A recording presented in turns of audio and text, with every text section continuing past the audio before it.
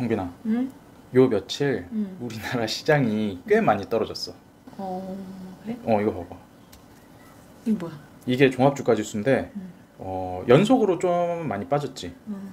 원래 뭐 오르락내리락 하지만 이번에는 계속 좀 빠졌어.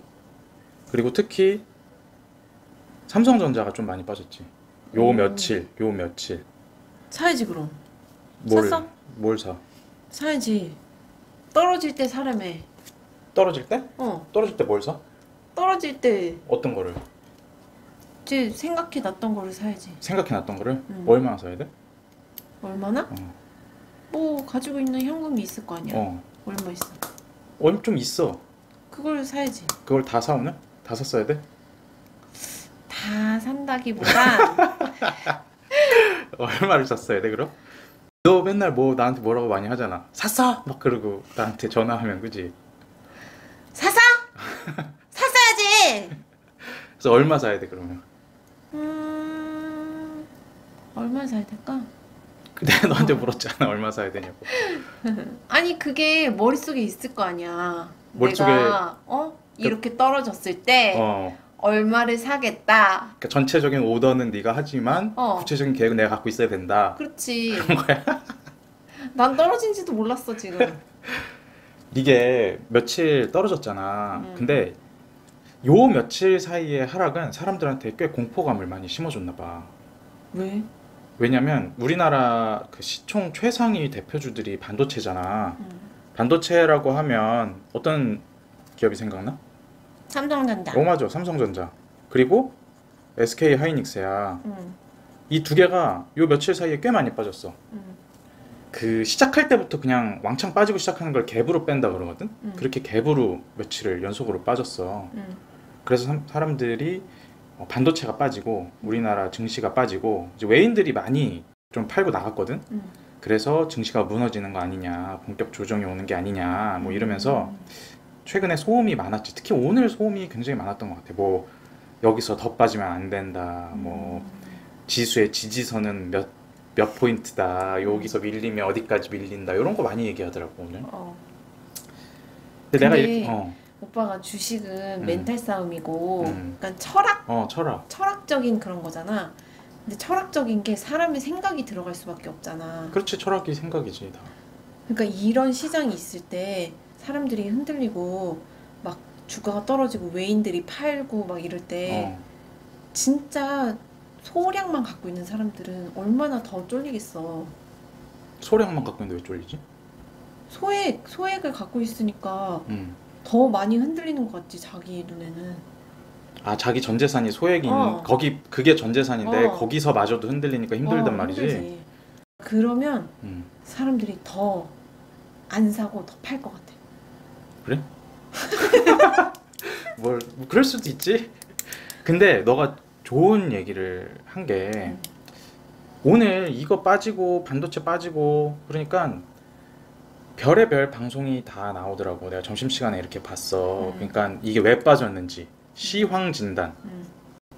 이게 오늘 엄청 인기가 많았던 것 같아. 도대체 왜 빠지는지. 왜? 이게 왜 빠지냐 지금. 왜라는 게 있을까? 왜라는 이유는 다양하지. 그러니까 갖다 붙이는 거긴 한데 나는 내가 생각할 때는 지금 중요한 건 왜가 아니고 너가 맨 처음에 얘기했던 거 있잖아. 어떤 거를 어떤 가격에 어떻게 몇 번이나 분할해서 그리고 얼마나 이게 제일 중요한 거 같거든. 왜는 사실 별로 중요하지 않아. 근데 오늘 내가 느끼기에 투자자 간에 이런 생각의 격차가 조금 느껴졌던 날이 아닌가 싶어. 막 불안하고 왜 빠지는지 모르겠다. 이거 더 무너지는 거 아니냐. 도대체 왜 그러냐. 이거 사야 되냐 말아야 되냐 팔아야 되냐. 그런 사람이 있는 반면에 너가 말했지. 원래 그런 리스트가 있어야 된다고. 내가 저번 달인가? 우리가 그런 거 준비한다고 전체 영상에서도 올리고 가입자 영상에서는 몇 번 그런 얘기를 했었잖아. 현금을 바탕으로 어느 정도 준비를 하고 있고 지금 시장이 지지부진하기 때문에 미리 내가 살 리스트를 우선순위를 정해놓고 있어야 된다. 그게 있는 사람은 사실 오늘 같은 날은 그냥 자기 전략대로 진행을 하면 되는 날이었어. 그리고 특별히 조금 더 빠지기 때문에 조금 더 써도 되는 날이었지, 재량으로. 뭐 내 생각은 그래. 그래서 나는 내가 생각하는 하루치 매수보다 오늘 조금 더 샀어, 점심시간에. 그랬던 날이었어. 근데 이게 왜 중요하냐면 너가 아까 철학이라 그랬잖아. 원래 시장은 장기적으로 보면 되게 효율적이야. 웬만한 정보는 다 반영이 돼, 가격에. 개별 종목을 보자면 그 종목의 흥망성쇠와 산업의 흥망성쇠에 따라서 장기적으로 움직인단 말이야. 장기적으로 그런 정보들은 모두 다 가격에 반영이 돼. 근데 단기적으로 비효율이 발생하거든. 그런 단기적 비효율이 바로 이런 하락에 따른 도대체 왜 그러느냐, 여기에서 비롯된 감정, 무섭다, 쫄린다, 팔아야 되느냐, 이런 거에 대해서 감정이 들기 때문에 이거 휘둘리다 보면은 단기적인 결정을 하게 되거든. 그리고 단기적인 결정은 보통 불합리한 결정들이 많아. 예를 들어서 내가 어떤 회사를 갖고 있는데 이 회사 영업이 멀쩡해. 그리고 시장 가격도 원래 안 비싸갖고 내가 매수를 하고 있었어. 그리고 내년에 내가 볼 때 더 좋아질 것 같아. 근데 시장 떨어진다고 오늘 예를 들어서 한 4% 빠졌어. 그럼 내가 여기서 무섭다는 감정이 들 수도 있지만 합리적인 결정을 하면 무섭다는 감정에 따라서 단기적으로 팔고 나가는 결정보다는 매수하는 결정이 더 우월한 결정이라고 나는 생각하거든. 그래서 그런 것들을 반복해 나가야 되는 시장인데 오늘 이렇게 막상 빠지고 나니까 최근에 시장에 들어온 사람들, 특히 작년 팬데믹 이후에 들어와갖고 상승만 경험했던 사람들은 이게 익숙하지 않은 것 같더라고. 그렇겠지. 그러니까 막 흔들리는 거야. 그래서 나는 이럴 때 이 왜를 찾아보는 거는 별로 안 좋다고 생각을 하거든.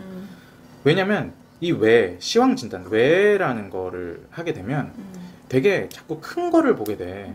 환율도 갑자기 얘기했다가 금리 얘기했다가 미국 얘기했다가 뭐가 어떻게 됐다더라, 외국인이 팔고 나간대더라. 그렇게 되면 또 외국인 어디 뭐 JP 모건 의견은 어떻고 골드만삭스는 의견은 어떤데 얘네가 팔고 나가니까 이거 단기적으로 뭐 안 좋을 수밖에 없대더라. 뭐 이런 그 중요하지 않은, 투자에서 중요하지 않은 거에 대해서 자꾸 집중하게 되거든. 근데 이거를 사람들이 되게 중요하게 생각해. 엄청 중요하게 생각해. 막 뉴스에서 막 진지하게 얘기하고 막. 이게 왜냐면 있어 보이거든. 똑똑해 보이고. 그리고 이런 걸 얘기하는 유튜브 방송들이 떠. 그래서 나도 이거 한번 해보고 싶어갖고 옛날에 하려고 했었거든. 근데 나는 이게 재미가 없더라고. 이렇게 자꾸 왜라는 걸 생각하고 거시적인 걸 자꾸 생각하게 되면 되게 투자 결정이 복잡해져. 내가 생각하기에는 투자 결정 과정이 복잡하면 안 되거든. 복잡하면 결코 우월한 게 아니야. 최대한 핵심적인 거를 간단하게 원칙만 적용할 수 있는 거를 간단하게 추려갖고 적용을 해야 되거든. 그래서 내가 생각할 때는 지금 몇 가지 생각할 게 있지. 먼저 1번, 매출과 이익이 늘고 있느냐, 그리고 늘어날 업체냐, 늘어날 기업이냐, 이게 제일 중요해, 무조건. 그리고 거기에 대해서 주가가 합리적이냐.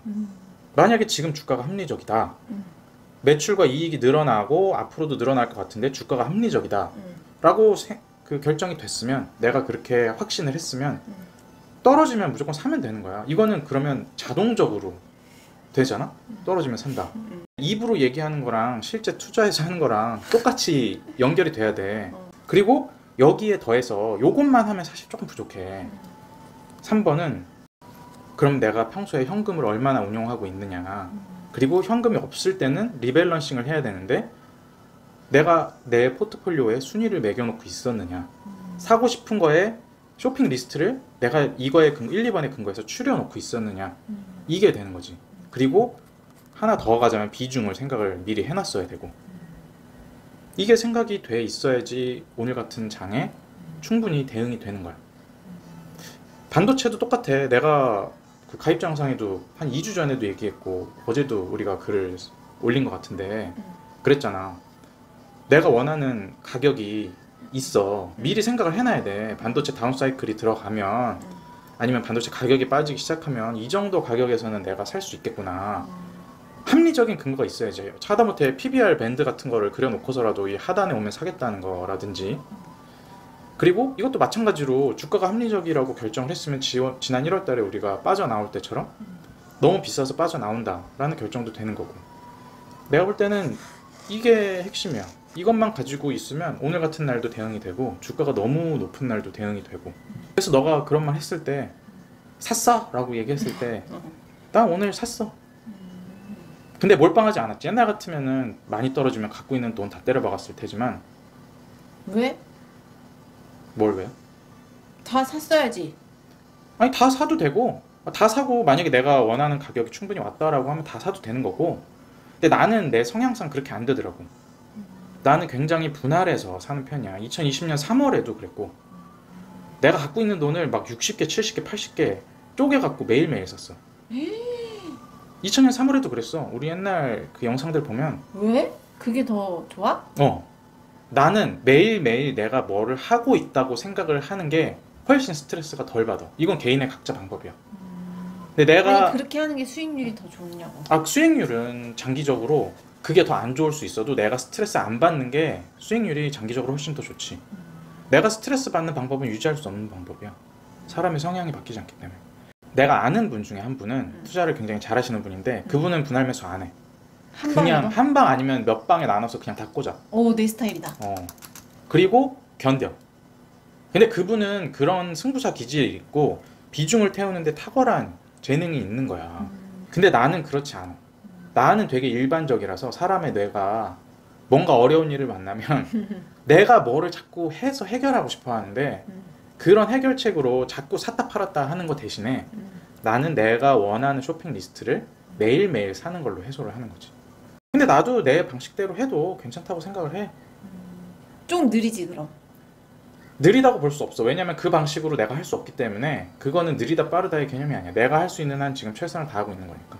그래서 핵심만 정리를 하자면 이렇게 시장이 흔들릴 때 사람들은 감정적인 결정을 해서 단기적으로 불합리한 결정을 마구난발을 하기 때문에 장기적으로 효율적인 시장에서 불합리한 결정이 단기적으로 이루어지기 때문에 거기서 틈이 발생하고 그 틈을 우리는 이런 원칙에 의거해서 매수를 함으로써 기회를 잡는다.